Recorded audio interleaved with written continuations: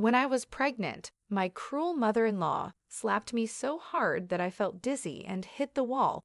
She demanded I give her my $75,000 worth of family jewelry, threatening divorce if I refused. To my pain, my husband took her side and didn't support me. But I wasn't someone who gave up easily. Determined to stand up for myself and get justice, I secretly made a plan. I took them to court, and the court's decision shocked everyone.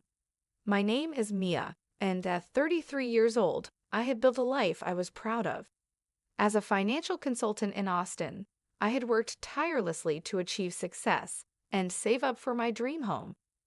The house was worth $2 million, not just a financial investment, but a symbol of my independence and determination. When I met Liam, a 36-year-old project manager, I thought I had found the missing piece of my life. He was charming, kind, and seemed supportive of my career-driven mindset. Our relationship blossomed quickly, and within a year, we were married in a beautiful ceremony surrounded by family and friends. After the wedding, Liam moved into my home, and for a while, everything felt perfect. We shared laughter, made plans for the future, and built memories in the house I had worked so hard to buy. I thought we were creating the life I had always dreamed of. But as time passed, cracks began to appear. Liam's mother, Beth, started visiting more frequently. At first, I welcomed her, thinking she was simply trying to bond with me. But her visits soon became a regular intrusion. She was 62, retired, and seemed to have made it her mission to scrutinize every aspect of my life. "Mia, those curtains are far too plain for a house like this," she remarked one afternoon, her tone dripping with judgment. "You should consider something more elegant. After all, this is Liam's house now too." Her words stung. This was my home, bought with my hard-earned money, but I held my tongue, thinking it was better to avoid conflict. I hoped she would adjust, and that things would get better over time. I couldn't have been more wrong. Beth's visits soon became a daily occurrence. Each time she walked through the door, it felt like she was inspecting my life, searching for flaws to criticize. Nothing was ever good enough, my choice of furniture, the way I cooked, even the way I organized the pantry. "Why do you keep the plates there, Mia? It's so impractical," she scoffed one day, as if she owned the place. "You really should think about how to make this house more functional for Liam." Her comments weren't just annoying, they were belittling. I began to feel like a stranger in my own home. But what hurt the most was Liam's response, or a lack of one. Whenever I tried to bring up how uncomfortable Beth's constant presence made me, he would shrug it off. "She's just trying to help," he'd say dismissively. "That's how she is. You'll get used to it." I bit my tongue, trying to keep the peace. After all, Beth was his mother, and I didn't want to create tension in our marriage. But the situation only worsened. Just when I thought things couldn't get any more overwhelming, I discovered I was pregnant. The news filled me with a mix of joy and apprehension. I had always dreamed of becoming a mother, and I hoped that this baby would bring Liam and me closer together. But when I told Liam the news, his reaction was muted. "That's great," he said with a small smile, but there was no real excitement in his voice. When we told Beth, her response was even colder. "You'll need to be careful about your diet now," she said matter-of-factly. "We don't want any unnecessary weight gain or complications." Her words stung, but I kept quiet. I was determined to focus on the happiness of bringing a new life into the world. Unfortunately, Beth's presence made it nearly impossible to enjoy my pregnancy. She started taking even more liberties, treating the house as if it were hers. One evening, I came home from a long day at work to find her rearranging the furniture in the living room. "Beth, what are you doing?" I asked, trying to keep my tone polite. "Oh, just making it more comfortable for Liam," she replied with a dismissive wave of her hand. "You really should think about what's best for the family, Mia." Her words sent a chill down my spine. This wasn't just about her opinions anymore. Beth was trying to take control of my life. Beth's dominance over my home and my life reached its peak one evening when I returned home from a prenatal appointment. I was physically exhausted and emotionally drained, hoping for a quiet evening. Instead, I walked into a storm brewing in my own living room. Beth was sitting on the couch with a small wooden box in her lap. My heart dropped when I realized what it was: my heirloom jewelry, a collection of gold and gemstone pieces worth $75,000, passed down from my grandmother. It wasn't just valuable, it was a piece of my family's history and one of the few things I had left from my childhood. "Beth, what are you doing with that?" I asked, setting my bag down and walking toward her. She looked up, her face calm, but her tone sharp. "Mia, I've been thinking about Liam's future.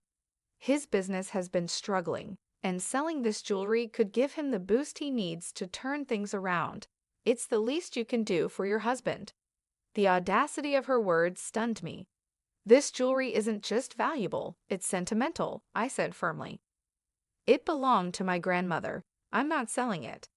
Beth's expression shifted instantly, her calm facade cracking. "Sentimental? Do you think sentimentality will pay the bills, Mia, or secure your baby's future? You're about to become a mother, and it's time you start thinking about what's best for this family." Her voice was rising, and I could feel my heart pounding in anger. I clutched my belly protectively, standing my ground. "Liam's business isn't my responsibility, Beth, and this jewelry isn't up for discussion. It's staying right where it belongs."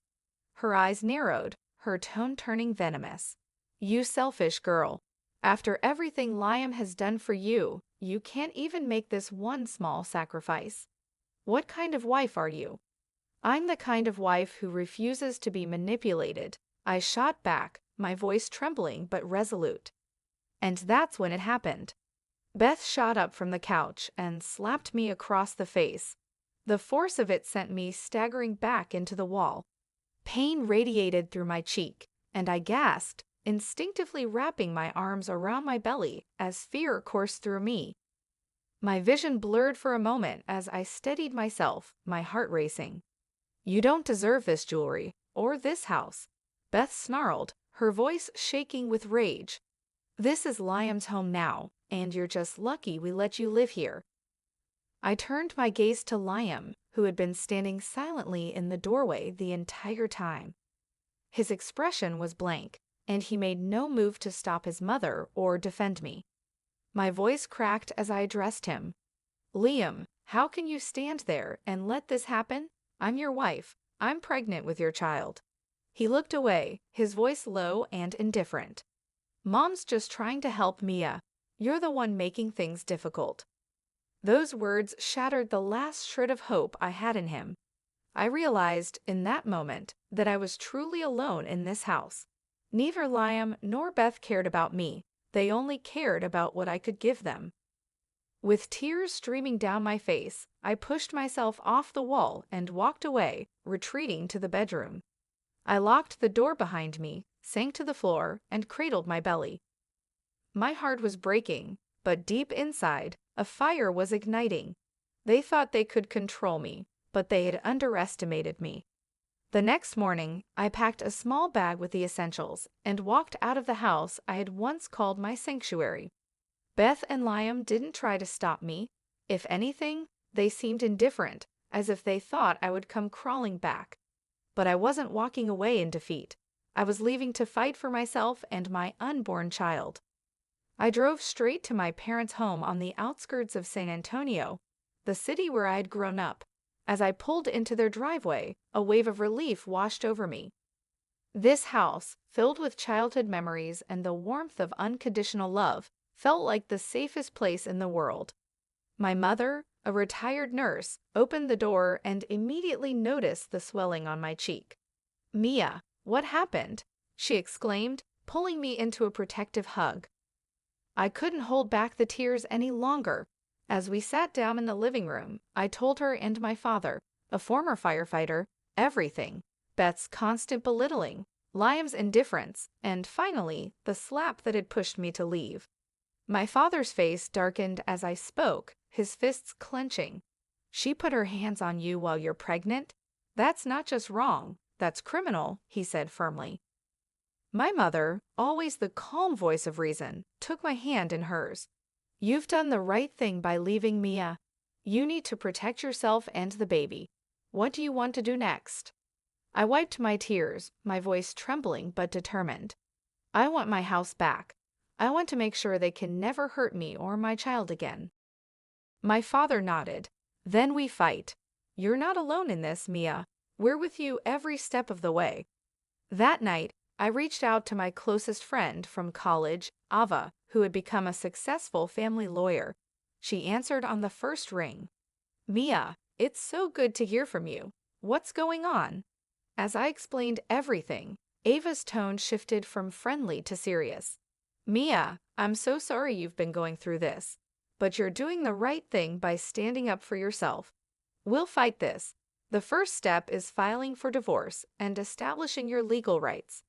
Her confidence was reassuring. Do you think I have a strong case? I asked. Absolutely, Ava replied. The physical assault alone is grounds for serious action, especially given your pregnancy.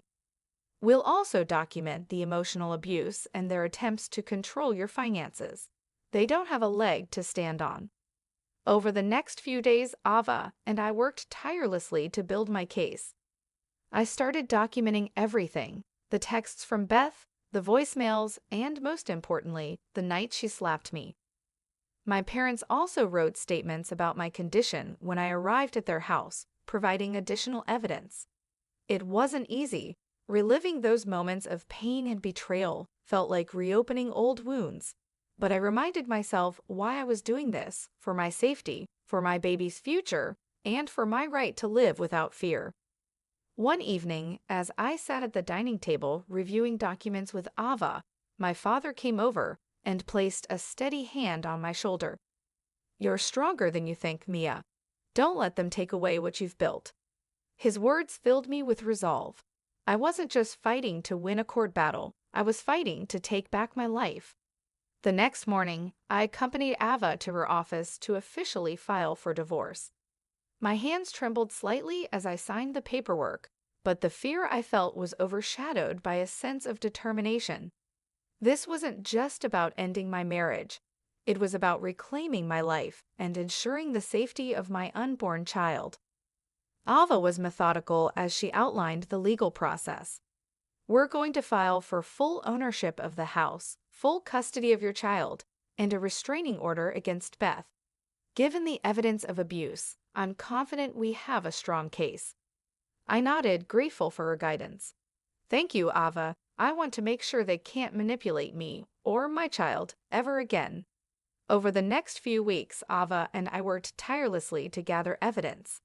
Every text message from Beth that undermined me, every voicemail where she tried to assert control, and the medical report documenting the bruise on my cheek. All of it was compiled into a comprehensive case. My parents also provided sworn statements about my condition when I arrived at their home, bolstering the narrative of abuse. Reliving those moments wasn't easy. As I read through the texts and replayed the voicemails, I felt a mix of anger and sadness. How had my life with Liam, which started with so much promise, devolved into this? But each piece of evidence reminded me of why I was fighting. I wasn't just standing up for myself, I was fighting for my baby's future. One evening, as we prepared for the court hearing, Ava shared a piece of advice that stayed with me. Mia, courtrooms can be intimidating, but remember, you have the truth on your side. Don't be afraid to speak your mind and stand your ground. The day of the hearing arrived, and I felt a mix of nerves and determination as I stepped into the courthouse.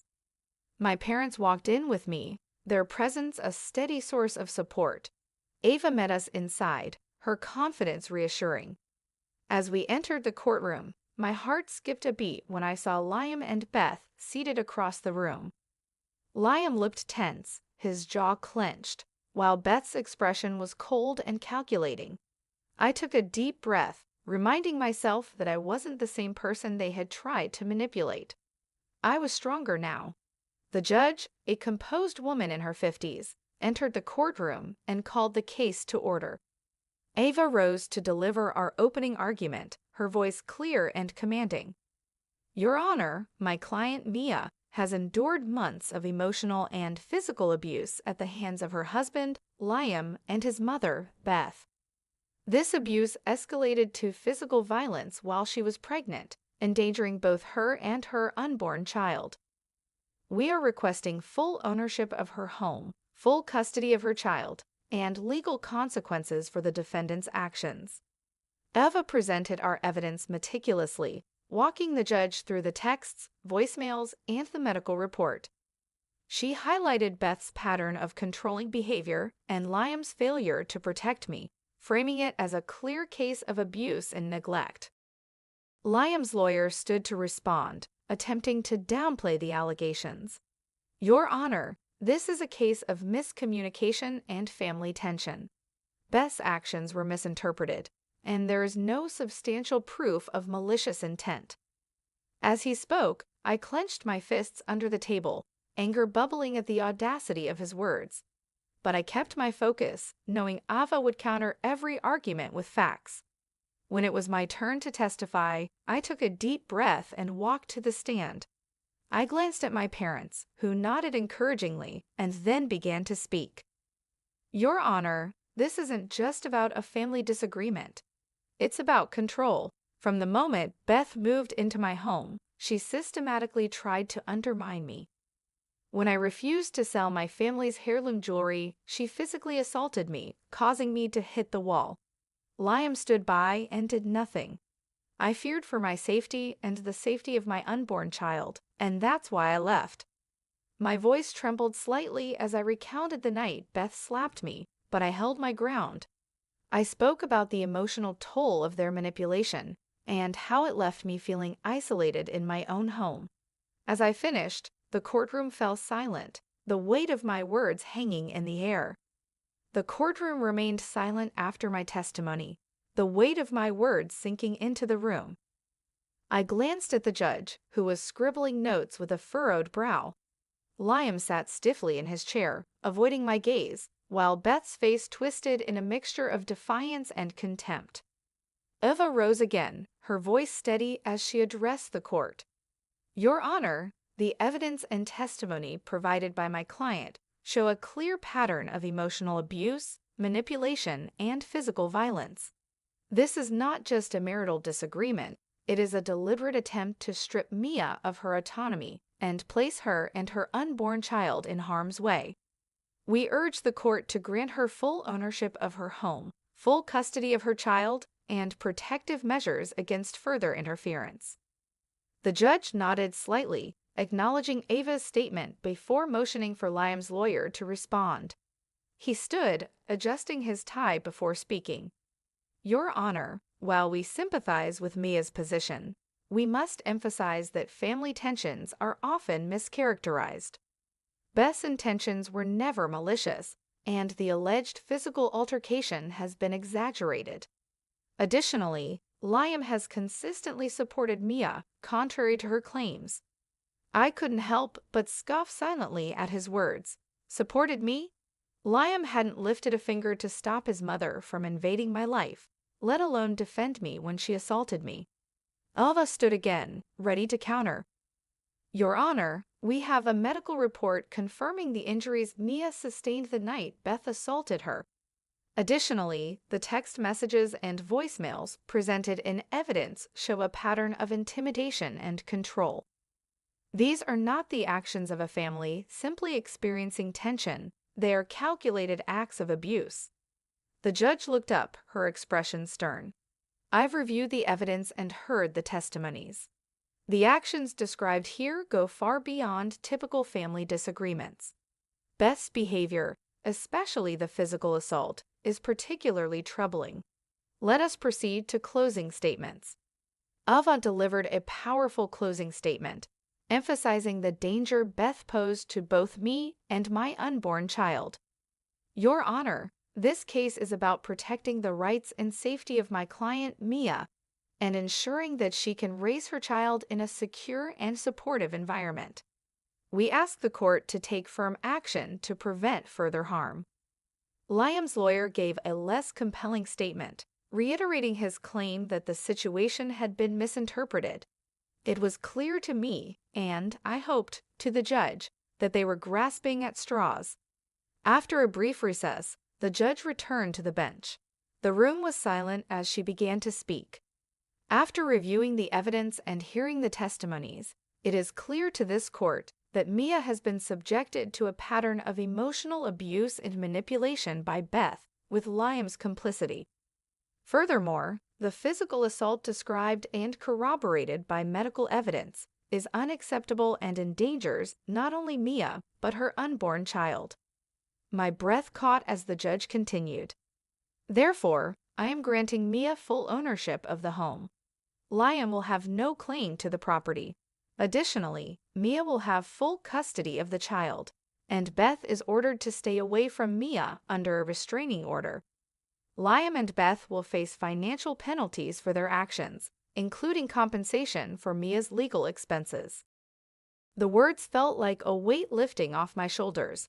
I turned to Ava, who gave me a reassuring smile. My parents squeezed my hands on either side of me, their pride and relief evident. As we left the courtroom, I glanced back at Beth and Liam. Beth's face was pale with anger, her usual smugness replaced by disbelief. Liam sat motionless, staring blankly ahead. It was clear they hadn't expected this outcome. Ava leaned in as we walked out. "You did it, Mia. You stood up for yourself, and the court saw the truth. This is your victory." I nodded, a mix of emotions swirling inside me. Relief, empowerment, and a renewed sense of strength filled my heart. This battle was over, but it marked the beginning of a new chapter in my life. The days following the court's verdict felt like stepping into a new world.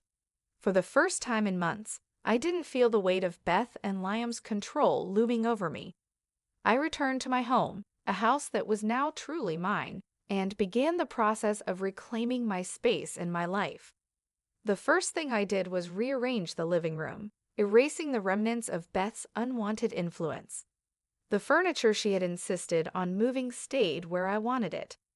I boxed up everything that reminded me of her or Liam and donated it.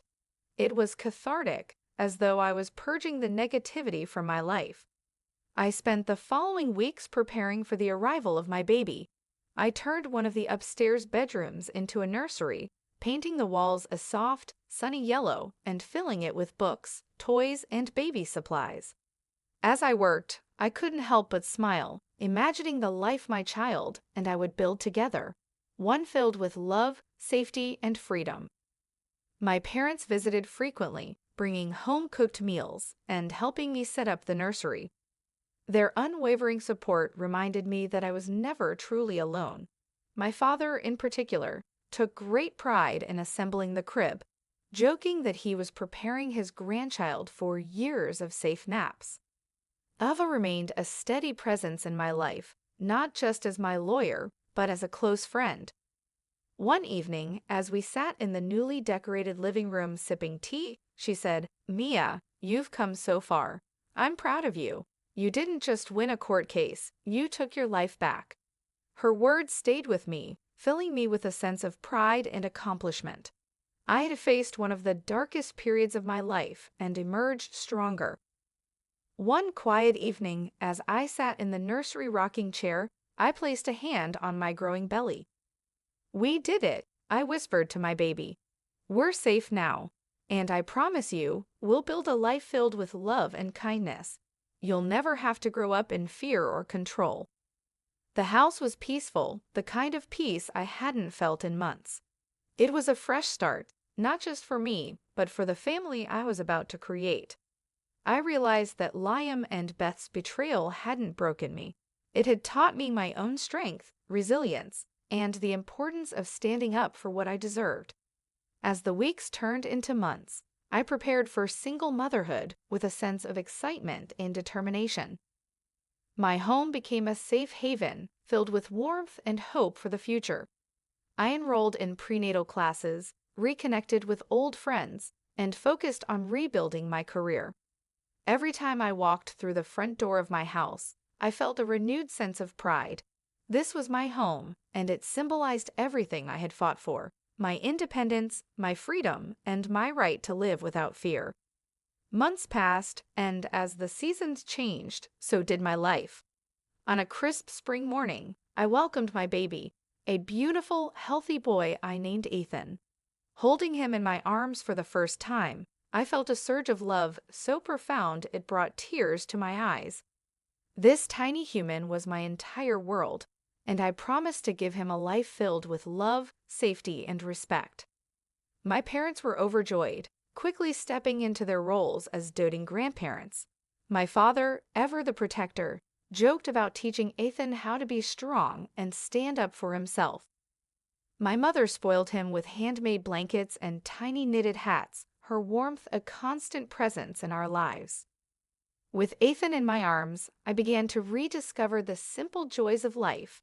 Each day was a new adventure: his first smile, his tiny fingers wrapping around mine, the peaceful moments as he slept in my arms. These moments reminded me that the darkness I had endured was behind me, and the future was bright. I continued my work as a financial consultant, finding new clients and rebuilding my career. Balancing work and motherhood wasn't easy, but it was fulfilling. Every achievement, no matter how small, felt like a victory, not just for me, but for the life I was creating for Ethan. As for Liam and Beth, they were no longer part of my life. The restraining order ensured Beth couldn't interfere, and Liam made no effort to reach out. Occasionally, I would hear from mutual acquaintances about their struggles, Beth's bitterness, and Liam's inability to move forward without my support. But their lives no longer concerned me. I had moved on, and I was thriving. One day, while tidying up Ethan's nursery, I came across the box of heirloom jewelry that had sparked so much conflict. I opened it, running my fingers over the delicate pieces, and smiled. These weren't just symbols of my past. They were treasures for Ethan's future.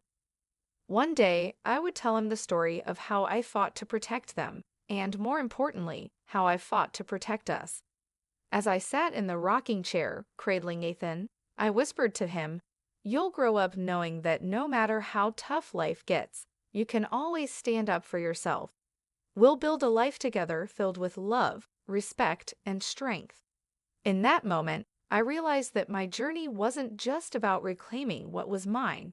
It was about creating a legacy of resilience for my son. The house I had fought so hard to keep was now a home, and the life I had rebuilt was one filled with hope and promise. Looking out the window at the sun setting over the city, I felt at peace. This wasn't just a new chapter, it was a whole new book, and I couldn't wait to see what the future would bring. Thank you for taking the time to dive into Mia's journey of strength and resilience. Your support means the world to us, and we love hearing your thoughts about these stories. If you enjoyed this story, don't forget to like this post to show your love, and let us know you'd like more empowering stories like this. Comment below with your thoughts, favorite moments, or even personal experiences. You never know who might find inspiration in your words. Subscribe to stay updated on all our latest content and never miss another compelling story. Your likes, comments, and subscriptions help us grow and bring you more stories filled with hope, courage, and inspiration. Let's build a community of kindness and strength together. Thank you for being part of this journey. See you in the next story.